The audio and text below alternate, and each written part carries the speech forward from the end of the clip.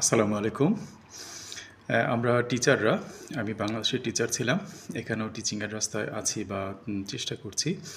তো যে কথাটি বলতে চাচ্ছি, আমরা টিচাররা অনেকে কষ্টে আছি। তাদের বেতন কম। তো এটি জেনেই কিন্তু আমরা টিচার হয়েছি। কিন্তু অন্যদিক থেকে আমরা স্কুলকে কী দিচ্ছি, স্টুডেন্টদেরকে কী দিচ্ছি, প্রকারান্তর আমরা দেশকে কী দিচ্ছি। আমরা কতজন টিচার আমরা লেসন প্ল্যান করতে পারি? লেসন প্ল্যান কী? লেসন প্ল্যান দিয়ে কী হয়? আমরা কতজন টিচার জানি? আপনি যদি জরিপ করে দেখেন দেখবেন 95 বা তার বেশি পার্সেন্ট লেসন প্ল্যানটা জানে না।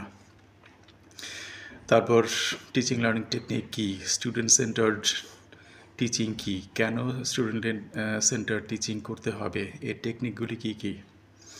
আমরা কিন্তু কেউই জানি না। আমরা সবাই লেকচার দেই। কেন লেকচার খারাপ সেগুলি আপনারা জানেন না। তো এত কিছুর পরও আপনি কিছু শিখলেন না, আপনি একটা চাকরি পেয়েছেন, সেটা কিন্তু সৌভাগ্য।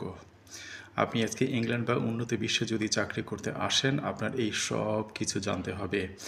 ইংল্যান্ডের মতো দেশে কোয়ালিটি টিচার পায় না, খুবই অভাব। তার কারণ হচ্ছে তারা স্ট্রিক্ট এবং এই রুলস অ্যান্ড রেগুলেশনস বা এই কোয়ালিটিগুলি মেনটেন করে, সেজন্য পায় না। আপনি যদি বাংলাদেশে এই রুলস বা এই দায়িত্বগুলি, দক্ষতাগুলি যদি দেখা হতো, আমরা কেউই চাকরি পেতাম না। আপনি একটি চাকরি পেয়েছেন, সেটি আপনার সৌভাগ্য। তো এইভাবে যদি আপনি দেশকে দিতে না পারেন, আপনি কিভাবে বেশি বেতন আশা করেন? তারপরেও আমরা করছি আমাদের নৈতিকতার কারণে। অনেকের মেন্টালিটিটাই টিচিং করা। তো এর মধ্যে আমিও কষ্টে ছিলাম। আমার কষ্ট কাউকে বলিনি। আমার পাড়া প্রতিবেশী বা আত্মীয়স্বজন দু একজন জানত। আমি ভোর ৫টায় এসে ফজর নামাজ পড়ে উবারে বের হতাম, উবার বাইক নিয়ে।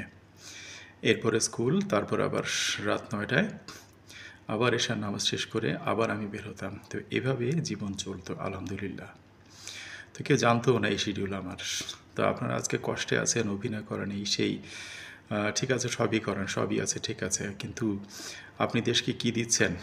আপনি একটু মিলিয়ে দেখুন। আপনি লেসন প্ল্যান পারেন কি না? কয়টা টিচিং লার্নিং টেকনিক আপনি পারেন?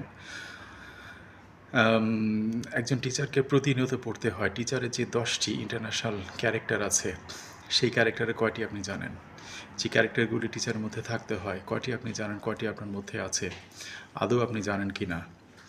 তো সেই বিষয়গুলি যদি আপনি মাথায় না রাখেন, সেই বিষয়গুলি যদি আপনি না জানেন, আপনি কখনোই একজন টিচার না। আমরা এমনও দেখি বিভিন্ন স্কুল কয়েক লাখ টাকার মাধ্যমেও চাকরি দেয়। তো তারা যদি ভবিষ্যতে বলে বেতন কম, বেতন কম, সেটি হাস্যকর ছাড়া আর কিছুই না।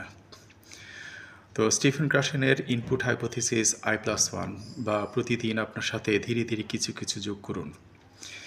এভাবে আমি চেষ্টা করেছি ধীরে ধীরে এই পর্যায়ে চলে আসা। আলহামদুলিল্লাহ, আল্লাহ আমাকে নিয়ে এসেছে।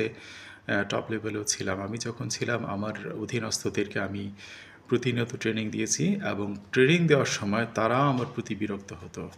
বাট এ সেইম, আমরা একদিকে শিখাই না, অন্যদিকে যারা শিখায় তারাও শিখতে চায় না। তো এভাবে চলছে আমাদের দেশ। কীভাবে আপনি কোন সেক্টর আপনি ঠিক করে আনবেন? প্রকারান্তরে অভিনয় চলছে, প্রকারান্তরে তাদের মিথ্যা কথা চলছে। এই জন্য আমাদের শিক্ষা ব্যবস্থাটা এরকম। আমাদের কারিকুলাম যদি দেখেন, উন্নত বিশ্বের চেয়ে কোনো অংশে কম না। আমরা কয়জন টিচার বাংলাদেশের কারিকুলাম সম্পর্কে জানি? 95% বা তারও বেশি আমরা জানি না। এই হচ্ছে অবস্থা। তো টিচিং নিয়ে আরও ভবিষ্যতে কথা বলবো। আজ এ পর্যন্তই। আমার জন্য দোয়া করবেন। আসসালামু আলাইকুম।